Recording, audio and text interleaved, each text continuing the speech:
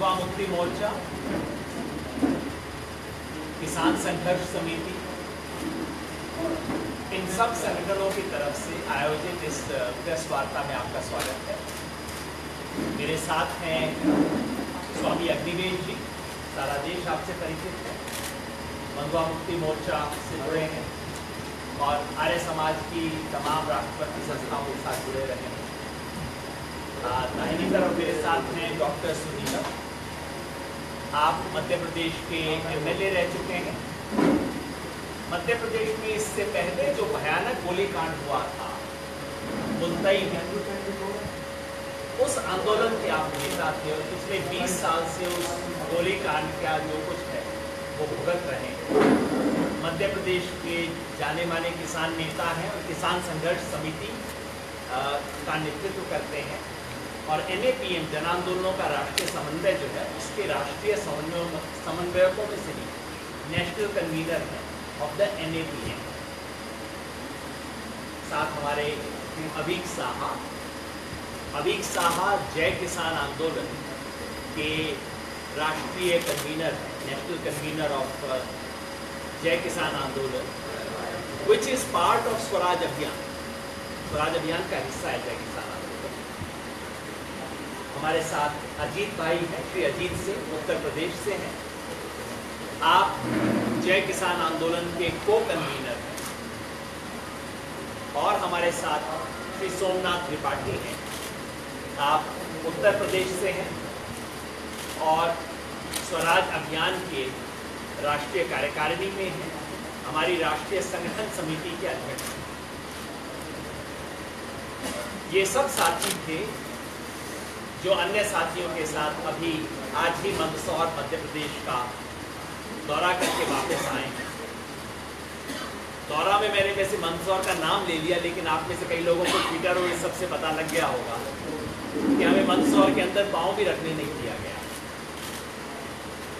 ये इन तमाम संगठनों की तरफ से देश भर के किसान संगठनों को, किसान नेताओं को आमंत्रित किया गया था और एक डेलीगेशन, जिनमें से कुछ साथी तो यहाँ मौजूद हैं, लेकिन कई और साथी मिलके हमने योजना बनाई थी कि 11 तारीख को हम मंदसौर जाएंगे।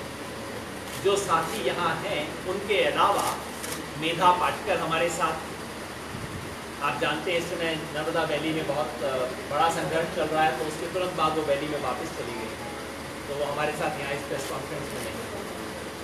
हमारे साथ मध्य प्रदेश के 2 और भूतपूर्व MLA श्री पारस सकलेचा और कल्पना परुलेकर, ये दोनों मध्य प्रदेश के फॉर्मर MLA रह चुके हैं। ये दोनों इसी इलाके से, इसी मालवा की बेल्ट से हैं जहाँ ये सब घटनाएं हुई। ये भी हमारे साथ इस डेलीगेशन में थे।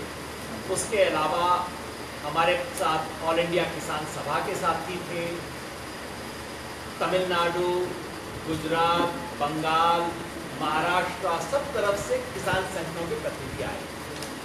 तो आज हम आपके सामने उसकी एक फॉर्मल रिपोर्ट तो नहीं, हम आज सुबह ही आए हैं, लेकिन उसके हमारे जो त्वरित निष्कर्ष हैं, जो बिंदु हमारे दिमाग में आ रहे हैं, वो हम सब पेश कर रहे हैं। तो सबसे पहले मैं स्वामी जी से आग्रह करूँगा कि वो अपने वहाँ का अनुभव और आपका जो पहला इम्प्रेशन बना वो शेयर करें। साथियों, जो हम लोगों ने वहाँ पर बहुत शांतिपूर्ण तरीके से जाने का एक प्रयास किया, उसको वो सरकार पूरी तरह से उन्होंने विफल करने का प्रयास किया। इससे पता लगता है कि सरकार के पास छुपाने के लिए बहुत, दिखाने के लिए नहीं है। एक तरफ शिवराज सिंह 24 घंटे के उपवास का नाटक करके और बयान देते हैं कि पूरी तरह शांति है, अब कोई हिंसा नहीं हो रही, और उसी समय जब हम वहाँ पहुँचते हैं मंदसौर के बॉर्डर पर जावरा टोल गेट पर, तो हमें रोक दिया जाता है। हम सब उनसे बार बार पूछते हैं कि कोई लिखित आदेश है, कोई लिखित आदेश है। जबरदस्ती धक्केशाही से हमें रोका जाता है। हम लोग जितने भी लोग थे, व्यक्तिगत रूप से, संगठन के रूप से, हम लोगों का कोई हिंसा का, कभी कोई काम भड़काने का ऐसा कोई इतिहास नहीं रहा है। कल उल्टा हम लोग शांति स्थापित करने के लिए जाने जाते हैं, समन्वय कराने वाले जाने जाते हैं, हम लोग जाने जाते हैं डायलॉग प्रमोट करने वाले और न कि हिंसा प्रमोट करने वाले। और इसके बावजूद भी हम लोगों को रोका गया और बहुत बार बार उनसे कहा गया कि आप कोई लिखित आदेश बताइए, कोई आदेश नहीं। इस तरह की जो धींगा मुश्ती की राजनीति हो रही है पूरे मध्य प्रदेश के अंदर, हम लोगों ने उसकी भरपूर निंदा की, आलोचना की। और मैं समझता हूँ कि वहाँ पर नागरिक आज़ादी नहीं है, आज लोगों को आने जाने की आज़ादी नहीं है। अभी गुजरात से हार्दिक पटेल गए, उनको इसी तरह से आज सुबह रोक दिया गया नीमच से और वो वापस लौटा दिए। अभी हमारे साथी हन्नन मोल्ला जो किसान सभा के राष्ट्रीय अध्यक्ष हैं, मेंबर पार्लियामेंट रहे, उनके पीछे पुलिस लगी हुई है, जिस शहीद परिवार में वो गए। कहने का मतलब ये कि इस तरह की गतिविधियों से साफ जाहिर हो रहा है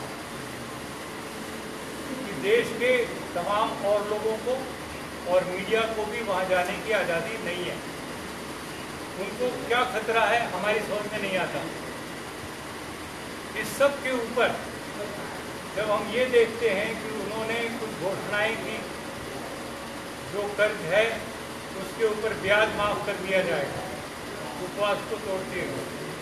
उधर महाराष्ट्र की सरकार ने पूरे के पूरे छोटे बड़े जितने कर्ज थे सबको माफ करने की घोषणा की फडणवीस ने। इससे पहले आप जानते हैं उत्तर प्रदेश में सरकार ने कर्ज माफी की घोषणा की। पूरे देश में इस तरह की जब मांग उठ रही है तो अचानक अरुण जेटली साहब का ये कहना कि कर्ज माफी के लिए अब केंद्र जरा भी कोई जिम्मेदार नहीं होगा, जो करना है राज्य सरकारें करें अपने बलबूते के ऊपर, ये सबसे बड़ा धोखा हो रहा है। जब कॉर्पोरेट्स के लाखों करोड़ रुपए माफ केंद्र की सरकार कर सकती है और भी बैड लोन्स के नाम पर करने जा रही है, एक तरफ इतना बड़ा कई लाख करोड़ रुपए के कर्ज माफी होते जा रहे हैं, एनपीए के नाम पे हो रहे हैं, बैड लोन्स के नाम पे हो रहे हैं, और दूसरी तरफ किसानों की कर्ज माफी के ऊपर केंद्र सरकार पल्ला झाड़ के कहती है कि राज्य सरकारें करें। ये हमारे देश के किसानों के साथ विश्वासघात है, जबकि लागत के ऊपर 50% जोड़ करके लाभकारी मूल्य देने का वादा स्वयं नरेंद्र मोदी ने किया व्यक्तिगत रूप से, और उनके बीजेपी के घोषणा पत्र में नंबर 1 आइटम। आज उसको 3 साल के बाद लागू करने के लिए जब कहा जा रहा तो किसानों को उनकी फसल का दाम नहीं मिल रहा है, बदले में गोलियां मिल रही हैं, किसानों की लाशें बिछाई जा रही हैं। इससे ज़्यादा दर्दनाक हादसा आज़ादी के इस पूरे दौर में कोई देखने को नहीं मिला। तो मैं समझता हूँ कि ये किसान आंदोलन अब मंदसौर तक सीमित नहीं रहेगा, ये पूरे हिंदुस्तान में फैलने जा रहा। किसान अपने वाजिब अधिकारों के लिए संगठित हो रहा है, संघर्ष के मैदान में कूद रहा है, और हम सब ही साथी जितने बैठे हैं यहाँ पर, योगेंद्र जी भी और हम सब लोगों ने संकल्प लिया है वहाँ मीटिंग करके मंदसौर में कि हम पूरी ताकत के साथ इस किसान आंदोलन को देश में शांतिपूर्ण तरीके से खड़ा करने चलाने में हम अपनी ताकत झोंक देंगे।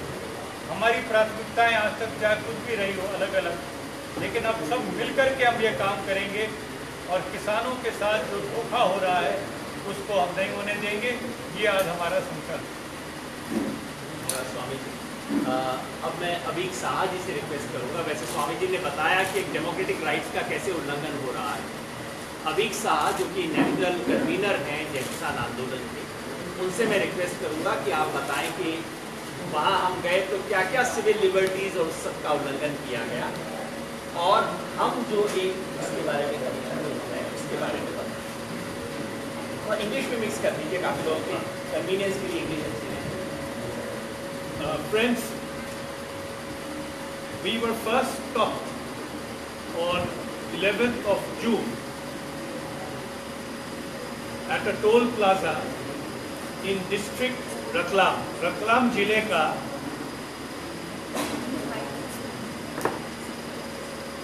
रतलाम जिले में एक टोल प्लाजा में 11 जून को हमें रोका गया था। वहां पर मौजूद थे रतलाम जिले का एसपी, रतलाम जिले का एसडीएम। जब हमने पूछा कि आप हमें क्यों रोक रहे हैं, ये तो हाईवे है, सड़क है, लोग जा रहे हैं, गाड़ियां जा रही है, तो उनका जवाब ये था कि आगे चलने से आपसे खतरा हो सकता है। There is a risk if you go ahead. We asked, risk to whom? To us. We will give you in writing that we are ready to take that risk. जवाब ये आया कि नहीं, प्रशासन को रिस्क है, लोगों को रिस्क है, there could be breach of peace. We asked, कहां पर होगा breach of peace? मंदसौर जिले में, where we were actually going. Now I bring you back to the beginning of the story.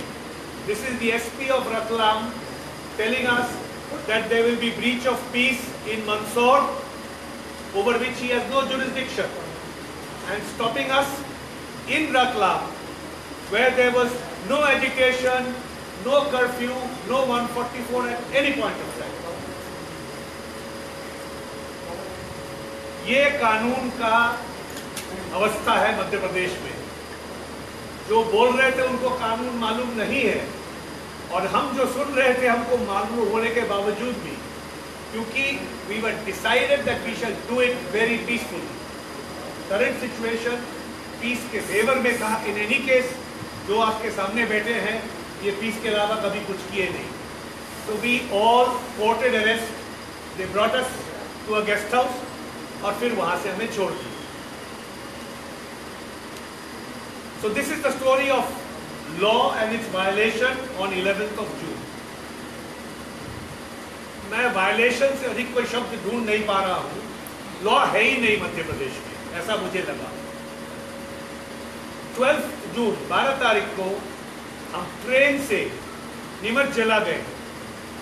Again वहां पर कोई एजिटेशन नहीं था, ना हुआ था 144 कर्फ्यू, कुछ नहीं। 12 को तो और एक पिक्यूलियर सिचुएशन था। हम एक किसान ग्रुप के साथ एक डिमांड रख रहे थे, किसान कुछ लोग, कुछ ग्रुप, हम उनके साथ कलेक्टर के ऑफिस में गए। गुप्त नहीं, छुप के नहीं, कहीं हम गांव में नहीं घुसे, किसी से मिलने की कोशिश भी नहीं की। We went to the collector's office with a group of farmers who had some demands to make to the collector, जो इस एजिटेशन से लिंक्ड नहीं। उनकी कोई मोटरसाइकिल डैमेज हो गया था, उनको कोई फसल का बीमा नहीं मिल रहा था। तो हम सब, सुनीलम भाई, योगेश जी, हम लोग सब गए। We met the collector, बहुत अच्छे तरीके से बात हुआ, चाय पिलाए। एसपी वहां बैठे थे, both were new officers to the district. उस डिस्ट्रिक्ट में अभी एसपी और कलेक्टर का बदली हुआ है। एंड फिर मीटिंग के बाद जब हम निकल के अपने गाड़ी में बैठ के अपने डेस्टिनेशन में जा रहे थे, जो नीमच जिले के गांव में, हमारे साथ एक साथी थे जो हमको घर ले जा रहे थे खाना खिलाने। नीमच में कोई एजुकेशन कभी नहीं हुआ है इन दिनों में। We found an armored vehicle in front of us, a water cannon behind us, 2 escorts। काफी इंपॉर्टेंट लग रहा था हम लोगों को कि क्या हो रहा है। गांव जाने के लिए इतना सब लगेगा क्या? गांव के माहौल कुछ अशांत है। But no, we were told on our face कि जी आप हमारे साथ ही चलिए, हमारे ऊपर इंस्ट्रक्शन है आपको मध्य प्रदेश के बॉर्डर के बाहर राजस्थान करने का। अगेन वी ट्राइड डायलॉग, क्यों, what have we done wrong, Neemuch में क्या प्रॉब्लम है? No reply. हमारे पास ऑर्डर है, आपको मध्य प्रदेश के बाहर करना है। Again with greatest peace we went out and we were left at Nimbaheda in Rajasthan, from where we had to take a train and come back to Delhi. 2 दिन के दौरा में मैं कानून के हिसाब से ये बताना चाहता हूँ आपको कि मध्य प्रदेश में कोई कानून नहीं है। आगे आप पत्रकार हैं, आपसे I am requesting each one of you, please talk to your editors, to your bureau chief.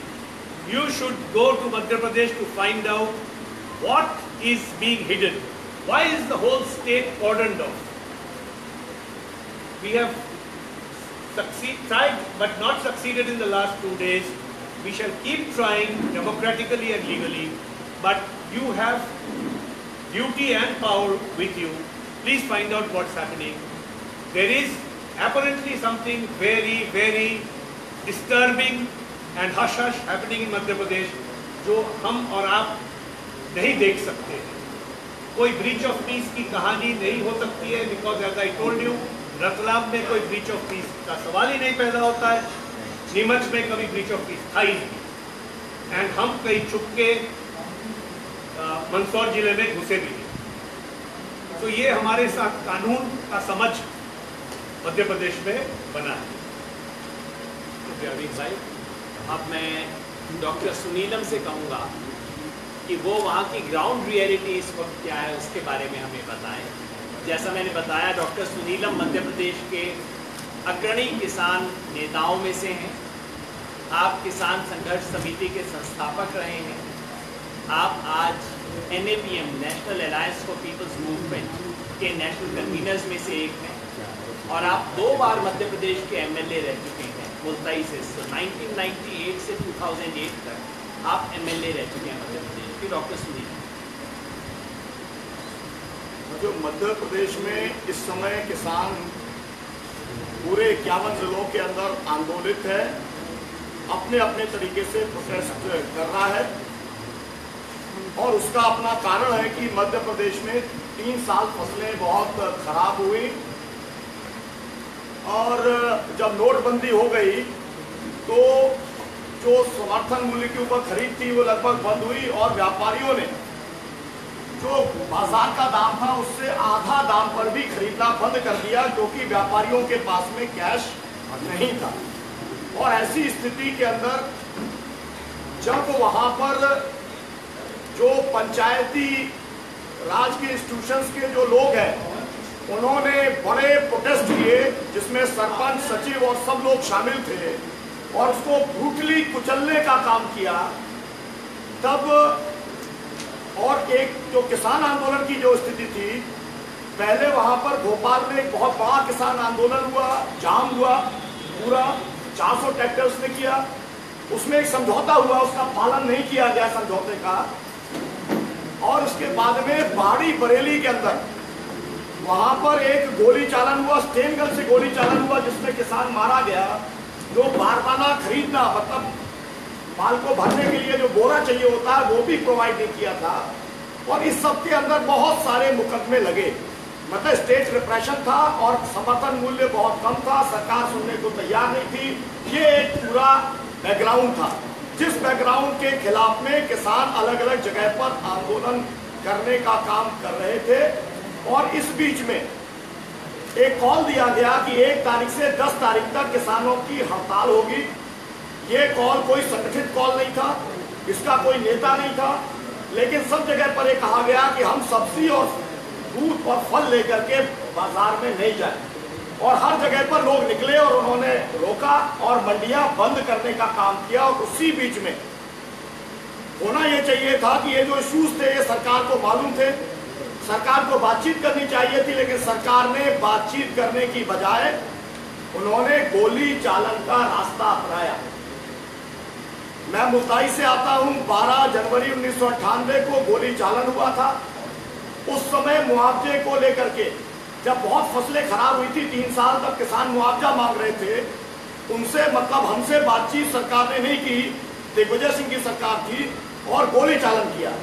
उसी तरीके से शिवराज सिंह चौहान ने किसानों से बातचीत नहीं की और गोली चालन करने का काम किया. मतलब स्टेट का रिप्रेसिव कैरेक्टर 19 साल के अंदर मध्य प्रदेश में नहीं बदला. किसान को न्याय देने की दिशा में सरकार ने कोई भी प्रयास नहीं किया. अब मैं सीधा गोली चालन पे आता हूं, क्योंकि गोली चालन पुलिस मैनुअल के अंदर उसका एक प्रोसीजर दिया हुआ है, और वो प्रोसीजर ये है कि पहले 144 लगाई जाएगी, 144 को एग्जिबिट किया जाएगा, उसके बाद में लोगों को हटाने के लिए अनाउंसमेंट होगा, नहीं अगर लोग हटेंगे तो आंसू गैस का गोला छोड़ा जाएगा, उसके बाद में लाठी चार्ज होगा, उसके बाद में हवाई फायर होगा और उसके बाद में गोली चालन होगा। लेकिन गोली चालन का जो आदेश है वो देने का अधिकार दंडाधिकारी को है, मतलब डीएम को है, और प्रस्ताव दे करके लिखित प्रस्ताव देने का अधिकार एसपी को है। ये जितना मैंने प्रोसीजर बताया इसको कोई भी फॉलो करने का काम नहीं किया गया, इसलिए ये अपने आप में प्रोसीजर के तौर पर भी ये गोली चालन भी कानूनी तौर पर इलीगल है। इसका मतलब है कि जो गोली चली वो हत्या है सीधे सीधे। तो 7 लोगों की हत्या, किसानों की हत्या पॉइंट ब्लैंक पुलिस ने इसलिए की है कि जैसा उस समय किया था कि किसान फिर से सिर उठाने का काम नहीं किए करे, किसानों को सबक सिखाने के लिए ये गोली चालन किया गया। इसलिए हमारी बात ये नंबर 1 मांग ये कि हमारा एक गोलियां जो चली है सीने पे लगी है, लोगों के पैर में लगनी चाहिए, ये सबसे बड़ी बात। जो हमारा अनुभव है पूरे देश के अंदर जितने भी गोली चालन हुए सबके अंदर कोई जांच हुई और उसका एक ही नतीजा आया जांच का कि अगर प्रशासन और पुलिस ने आंदोलनकारियों से बातचीत की होती तो हादसा टाला जा सकता था। मुल्ताई की पुलिस गोली चालन की जो रिपोर्ट आई पीसी अग्रवाल जो न्यायिक आयोग के न्यायाधीश थे उन्होंने रिपोर्ट दी, उसमें भी यही मुख्य बात थी, लेकिन सरकार ने कम्युनिकेशन नहीं किया, गोली चलाई। हम ये चाहते हैं कि उच्च न्यायालय के न्यायाधीश से जांच होनी चाहिए, नंबर 1। नंबर 2, दोषी अधिकारियों पर हत्या का मुकदमा दर्ज होना चाहिए। नंबर 3, किसानों के ऊपर, हजारों किसानों के ऊपर सैकड़ों मुकदमे पूरे मध्य प्रदेश के अंदर लगाए गए हैं, उन मुकदमों को सरकार को वापस लेना चाहिए। 2-3 लाइन और कहना चाहता हूं मैं कि मुख्यमंत्री शायद चाहते हैं कि जब वो कल चेक देने जाएंगे, और ऐसा ही प्रचार किया है उन्होंने कि अगर तुम्हारे गांव में कोई आ गया तो कल चेक नहीं मिलेगा। हालांकि हमें गांव के लोगों ने, 7 गांव के लोगों ने हमको व्यक्तिशः हमारे डेलीगेशन को बुलाया, सरपंचों ने हमें बुलाया, गांव के लोग इकट्ठा थे, 200, 400, 500 लोग इकट्ठा थे, लेकिन हम वहां पर नहीं पहुंच पाए क्योंकि शायद ये सरकार की जिद है कि सबसे पहले सीएम वहां पर जाने का काम करेंगे। सीएम ने उपवास की नौटंकी की, उन्होंने जो घोषणा की उसको लेकर के मेरा कहना है, उन्होंने कहा कि हम खसरा कतौनी मतलब कि जो रिकॉर्ड होता है किसान का वो किसान के घर पर उपलब्ध किया जाएगा। मैं कहना चाहता हूं 13 साल पहले भी उन्होंने यही वायदा किया था, ये उनका चुनाव का वायदा था। 13 साल में किसान का अपना रिकॉर्ड, पटवारी हल्के का रिकॉर्ड वो भी नहीं पहुंचा पाए, और आज एक तरीके से उपवास के बाद में फिर से उन्होंने वही घोषणा की है। दूसरा उन्होंने कहा है कि समर्थन मूल्य के ऊपर सब कुछ खरीदा जाएगा, तो जब समर्थन मूल्य सभी उत्पादों का तय ही नहीं है तो फिर खरीद कैसे हो सकती है। और तीसरा उन्होंने ये कहा कि अगर समर्थन मूल्य पे नहीं खरीदा जाएगा तो आपराधिक मुकदमा दर्ज होगा। तो मैं जानना चाहता हूँ कौन सी धारा में मुकदमा होगा, मुख्यमंत्री ने कह दिया तो इसलिए भाई आईपीसी होगी, सीआरपीसी होगी, कौन सा कानून है, कैसे दर्ज करोगे, मौखिक तौर पर कुछ नहीं चलता। मेरा कहने का मतलब ये है कि मुख्यमंत्री की जितनी घोषणाएं हैं वो आई वॉश है और वो इस पूरे आंदोलन को बदनाम करना चाहते हैं, और इसलिए जहां कहीं भी आगजनी हुई, मेरा ये सीधा सीधा आरोप है वो आगजनी भारतीय जनता पार्टी के किसान संघ के लोगों के द्वारा, पुलिस के मुखबरों के द्वारा प्रायोजित थी। वो हिंसा कहीं पर भी किसानों के द्वारा नहीं की गई। हमको पिछले 30 साल का अनुभव है, किसान इस तरीके से कोई भी आगजनी या हिंसा करने का काम कभी नहीं करता।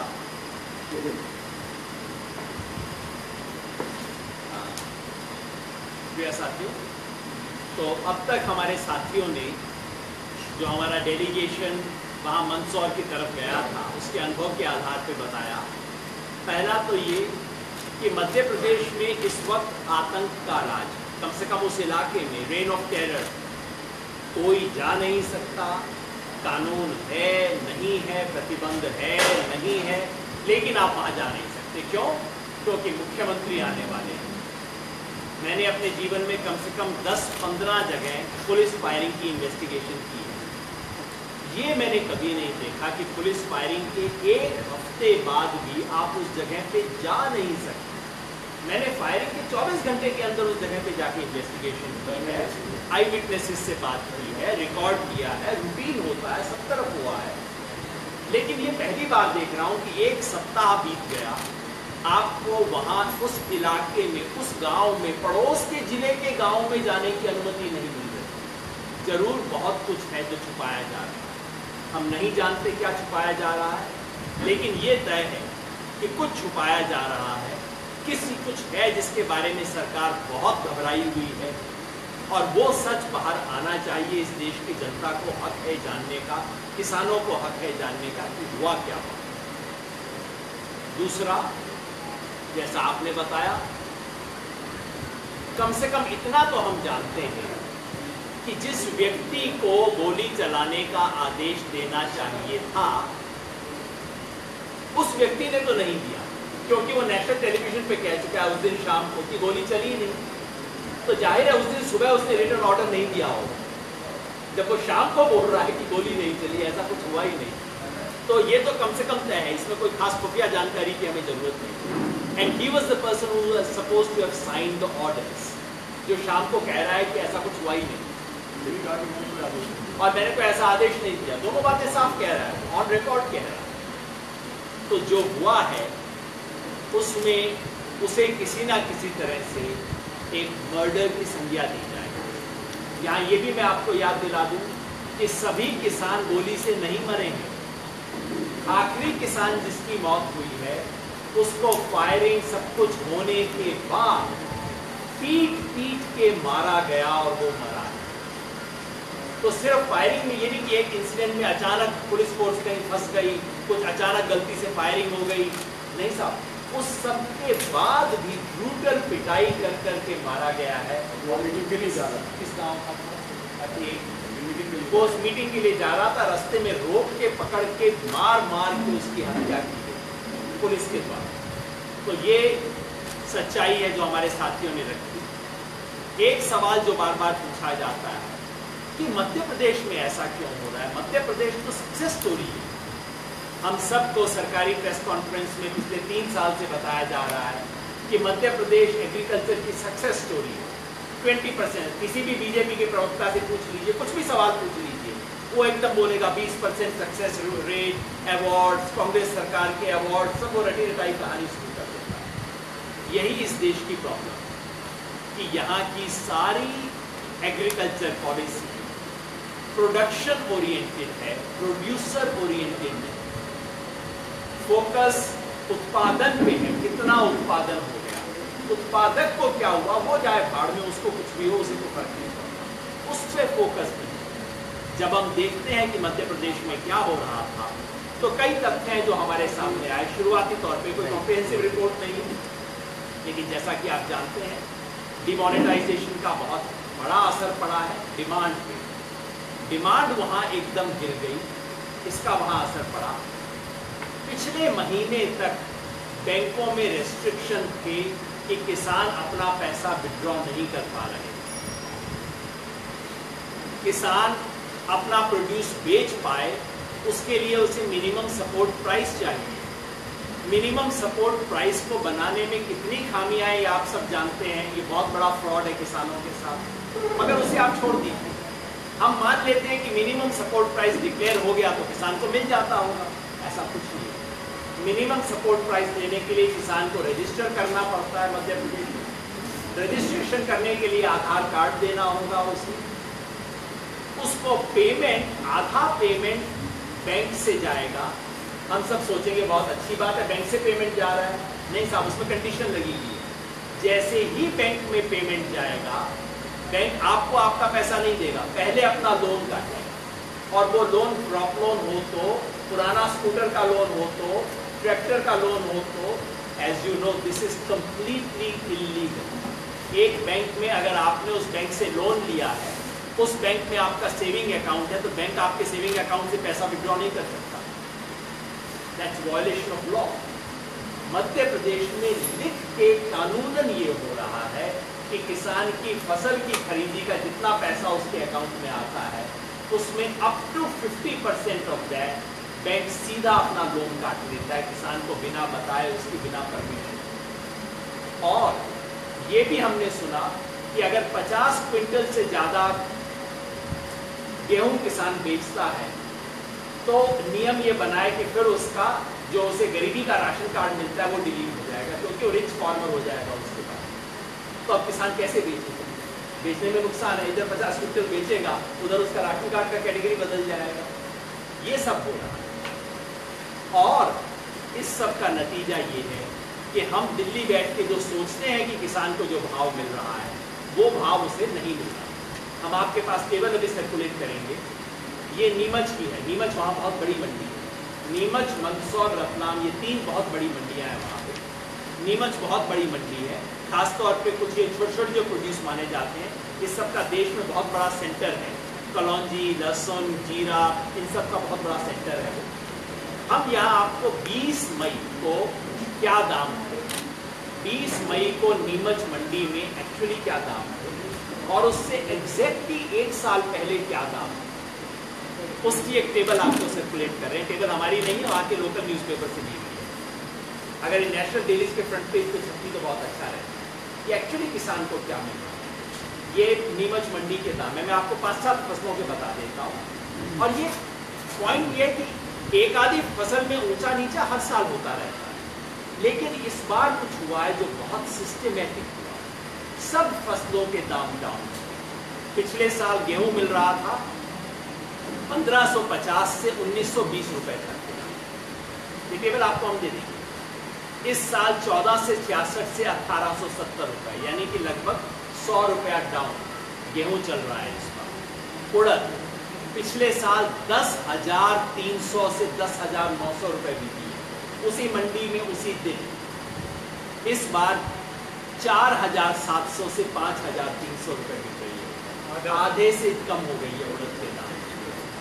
तूर, जिसके बारे में बहुत चर्चा हुई है, तूर दाल जिसे हम अरहर बोलते हैं, अरहर की दाल पिछले साल 6,100 रुपया, इस साल 2,300 रुपया, आधे से कम। और गवर्नमेंट ऑफ इंडिया का दावा है कि MSP है 5,050 रुपीज, पिछले साल 6,100 रुपीज, इस साल एक्चुअल प्राइस 2,300 रुपीज। ये आंदोलन से 10 दिन पहले का प्राइस। अब आप समझिए आंदोलन क्यों हो रहा है। और जबकि गवर्नमेंट ऑफ इंडिया कह रही है कि प्लीज तूर उगाओ, देश को बहुत जरूरत है, और उगाने के बाद किसान को ये दिया जा रहा है। मेथी, जो उस इलाके की इंपॉर्टेंट फसल है, पिछले साल 3,200 से 7,300 रुपया, इस साल 1,900 से 3,400, फिर लगभग आधे दाम पे बिक रही है। टॉप से देखें तो आधे से भी कम बिक रही है। अजवाइन, ये सब ना, अजवाइन, मेथी, कलौंजी, जीरा, इसके लिए बहुत बड़ा सेंटर है ये इलाका। बहुत देश का बहुत ज़्यादा प्रोडक्ट वहाँ होता है। अजवाइन पिछले साल 17,500 रुपए तक दाम में गई है, इस बार 5,600 से 7,500 के दाम में। लहसुन, बहुत मेजर प्रोड्यूस उस इलाके का लहसुन है, 2,800 से 9,200 पे पिछले साल गया था लहसुन, इस बार 1,000 रुपए से 5,200 रुपए पे जा रहा है। मसूर की दाल पिछले बार 4,450 से 7,600, इस बार 3,500 से 3,950। कलौंजी 3,000 से 18,000 तक बिकी थी पिछले साल, इस साल 4,000 से 6,200, 1/3 पे चली गई। जीरा 9,400 से जीरा लगभग उतना ही है, पिछली बार जितना, इनफैक्ट जीरा में थोड़ा सा इंप्रूवमेंट हुआ इस बार। प्याज 121 रुपए से 531 रुपए पर क्विंटल पिछले साल बिकी थी, इस बार 101 रुपए से 324 रुपए। सो मैं जो कह रहा हूं वो ये कि across commodities, across crops price गिर, और उसकी वजह से इतना मेजर जो है किसान के अंदर डिस्कंटेंट है, किसान में गुस्सा है, और वो गुस्सा फूट के बाहर। मध्य प्रदेश में किसान पे बहुत कर्ज है देश के बाकी हिस्सों की तरह, और किसान को पिछली फसलों का जो मुआवजा है वो ठीक ढंग से नहीं मिला है। आपने जो बताया कि हम जाके कलेक्टर से मिले, नीमच में, इसलिए मिले कि सरकारी हिसाब से सरकार का जो अनावारी रिपोर्ट था किस गांव में कितना % क्रॉप डैमेज हुआ और जो इंश्योरेंस का दिया गया क्लेम, दोनों में कोई रिलेशनशिप नहीं। सरकार के अपने क्लेम की डैमेजेस के एक्सेप्टेंस और एक्चुअल डिस्ट्रीब्यूशन बिल्कुल अनरिलेटेड है। तो हमने सरकार को उसके अपने दोनों डॉक्यूमेंट दिए और कहा कि आप मैच करके देख लो कौन कोई मैच। इन सब वजहों से किसान बेहद परेशान है। तो ये जो पिक्चर दी जाती है कि मध्य प्रदेश में बहुत कुछ कमाल की कृषि हो रही है, कृषि प्रोडक्शन तो हो रहा है लेकिन किसान की इनकम नहीं बढ़ रही है, किसान को फायदा नहीं मिल रहा है, किसान को नुकसान हुआ है, बहुत भारी नुकसान हुआ है। 2 साल तक किसान ने सहा। जब 2 साल तक सूखा था तो किसान को भी पता है कि चलो सूखा है, मेरी फसल खराब हुई है, मैं क्या करूँ। तो मान लेता है कि ऊपर वाले का दोष है, भगवान को जिम्मेवार ठहराता है। लेकिन जिस साल अच्छा मानसून हुआ, जिस साल अच्छी फसल हुई, उसके बाद उसे नुकसान हो रहा है, ये किसान बर्दाश्त नहीं कर रहा। इसलिए इस साल उसका गुस्सा हुआ और ये जैसा सुनीलम जी ने कहा एक स्पॉन्टेनियस तरीके से, कोई पार्टी तो छोड़िए, कोई एक किसान संगठन नहीं था जिसको हम कह सकते थे कि उसने ऑर्गेनाइज किया। तो एक स्पॉन्टेनियस गुस्सा किसान का फूट रहा है जो इस फॉर्म में लिया और उनसे किसानों से बात करने की बजाय, उनसे डायलॉग करने की बजाय मध्य प्रदेश सरकार ने गोली का सहारा लिया। जब पता लगा कि मामला बिगड़ गया है तो उसके बाद आतंक, सबको रोको, किसी को अंदर मत आने दो, अब तक एविडेंस को किसी तरह से साफ करो, मुख्यमंत्री को आने दो, फिर हम डिक्लेयर कर देंगे सब कुछ ठीक ठाक। और इसके बीच में मुख्यमंत्री अपना फार्सिकल सा अनशन भी कर, ये इस वक्त मध्य प्रदेश में हो रहा है। तो इसलिए हमारी डिमांड है, हमारी 3-4 डिमांड। पहली, जैसा सुनीलम जी ने कहा, एक हाई कोर्ट के सिटिंग जज से इसकी इंक्वायरी करवाई और इसका जो टर्म्स ऑफ रेफरेंस है वो कॉम्प्रिहेंसिव होने चाहिए, यानी कि पूरा जो चेन ऑफ इवेंट जो इसको लीड करता है और उसके बाद जो एविडेंस को सप्रेस करने की कोशिश है, पूरे को इंक्लूड करते हुए एक कॉम्प्रिहेंसिव इंक्वायरी की जाए। दूसरा, मध्य प्रदेश सरकार किसानों को इन तमाम फसलों के लिए लाभकारी मूल्य, रेम्यूनरेटिव प्राइसेस इंश्योर करें। जैसे मैंने बताया, तमाम फसलों का जिनका मैंने जिक्र किया, अजवाइन, लहसुन, कलौंजी, जीरा, इनके लिए कोई रेम्यूनरेटिव प्राइस है ही नहीं। भारत सरकार डिक्लेयर ही नहीं करती। मध्य प्रदेश सरकार पहले 200 रुपये बोनस दिया करती है। मोदी गवर्नमेंट ने आके पहला काम जो किया वो उस बोनस को बंद करवाया। गवर्नमेंट अपने पैसे से बोनस दे रही थी, सेंट्रल गवर्नमेंट के पैसे से नहीं दे रही थी। सेंट्रल गवर्नमेंट ने इसको बैन करवाया कि आप किसान को बोनस पैसा नहीं दे सकते। तो पहला काम है। दूसरा इस पे काम होगा, दूसरी हमारी मांग यही है कि किसान को रेम्यूनरेटिव प्राइसेस ना सिर्फ डिक्लेयर किए जाएं बल्कि एक्चुअली इंश्योर किए जाएं। और अगर किसान डिक्लेयर्ड मिनिमम सपोर्ट प्राइस से कम पे बेचता है, ऑफिशियली बेचता है, तो उसका जो डिफरेंस है वो सरकार पे करे। इसका एक मैकेनिज्म है, सरकार की तरफ से योजना भी सोची गई थी जो कभी इम्प्लीमेंट नहीं हुई कि जो डिफरेंशियल प्राइस है वो सरकार उसकी भरपाई करे। तीसरा, मध्य प्रदेश के किसान की आज जो हालत है वो देखते हुए एक वन टाइम वेवर होना चाहिए किसानों के लोन से। किसानों के जितने भी ऋण हैं उसका एक बार उसकी माफ़ी होनी चाहिए, क्योंकि हमारी ये मान्यता है कि जिसे किसानों का ऋण कहा जाता है वो किसान का ऋण नहीं है, हमारे देश का ऋण है किसान के ऋण। जिस किसान को 50 साल से हमने रेम्यूनरेटिव प्राइसेस नहीं दिए, जबरदस्ती आर्टिफिशियली उसके प्राइसेस को सप्रेस करके रखा है, उस किसान के लिए देश का लोन है। एक्चुअली हमें इंटरेस्ट के साथ उसे वापस करना चाहिए वो लोन जो किसान के साथ हमने किया। चौथा, जो फायरिंग का इंसिडेंट हुआ है उसमें चूंकि ये प्राइमा फेसी क्लियर है, कम से कम कलेक्टर कह रहा है कि मैंने तो साइन नहीं किया, तो इसका मतलब है मर्डर हुआ। मर्डर केसेस रजिस्टर किए जाने चाहिए उन तमाम पुलिस पर्सन्स और एडमिनिस्ट्रेटिव ऑफिसर्स के खिलाफ जो कि इस फायरिंग में इन्वॉल्व थे। छठा, किसानों पर जितने भी मुकदमे लगाए गए, हमने देखा वहाँ पे इस वक्त एक और केस चल रहा है, अननेम्ड 250 लोगों पे मुकदमा चल रहा है और फिर पुलिस के टाउट्स और पुलिस वाले वहाँ घूम रहे हैं कि देखो 250 लोगों के खिलाफ मुकदमा बनाया, तुम्हारा भी नाम उसमें डाल देंगे। अननेम्ड है वो 250 लोग, किसी का नाम भी ऐड किया जा सकता है। तो एक्सटॉर्शन चल रहा है, पैसा लिया जा रहा है कि नहीं तो इतना पैसा दे दो, नहीं तो तुम्हारा नाम नहीं डाल देंगे इसमें। ये सब बंद होना चाहिए। किसानों को तंग करना, एक्सटॉर्ट करना उनसे बंद किया जाए, सारे केसेस उनके विथड्रॉ किए जाएं और ये सुनिश्चित किया जाए कि मध्य प्रदेश में जो क्रॉप लॉस कॉम्पेंसेशन और इंश्योरेंस है वो तमाम फसलों के लिए दिया जाए, सिर्फ चंद चुनी हुई फसलों के लिए नहीं, और उसे ठीक ढंग से पेश किया जाए। ये सब मांग हम राज्य सरकार से कर रहे हैं, केंद्र सरकार से कर रहे हैं। चूंकि कई ऑपोजिशन पार्टीज ने भी इसमें जंप करके अपना काफी समर्थन जाहिर किया है, हम ऑपोजिशन पार्टी से भी एक रिक्वेस्ट करते हैं, खासतौर पे कांग्रेस से हम एक मांग करते हैं कि अगर कांग्रेस वाकई इन सब चीज़ों पे इतनी उत्सुक है जितना वो कहती है कि वो है, तो हम कांग्रेस से मांग करते हैं कि पंजाब और कर्नाटक में इन सबको लागू करवा दी जाए। अगर कांग्रेस पंजाब और कर्नाटक में लागू करवा देती है, पंजाब में लोन वेवर कांग्रेस ने प्रॉमिस किया था, अभी तक नहीं किया, डिक्लेयर भी नहीं किया है, सिर्फ कहा है कर देंगे, लेकिन एक्चुअली उसकी टर्म्स डिक्लेयर नहीं किया। और ये मिनिमम सपोर्ट प्राइस में बोनस देना, किसानों की एक्चुअली परचेज करवाना, ये सब नहीं हुआ। पंजाब और कर्नाटका दोनों में हर रोज किसानों की आत्महत्या की रिपोर्ट आ रही है।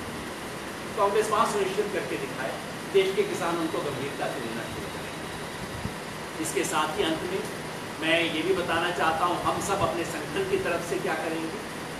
आज इस देश में एक तरह से किसान विद्रोह की स्थिति आ गई। जो एक महाराष्ट्र के एक गांव में हड़ताल शुरू हुई थी, वो आज पूरे देश में एक पेजेंट रेबेलियन, एक किसान विद्रोह बन के उभर गई। ऐसे में हम किसानों की इन वाजिब मांगों को, खासतौर पे जो दो मांग किसान की, रेम्यूनरेटिव प्राइसेस और लोन वेवर, इन दो मांगों के लिए जो कोई भी संगठन पीसफुल, शांतिपूर्वक तरीके से आंदोलन करेगा, उनका हम सब समर्थन करेंगे।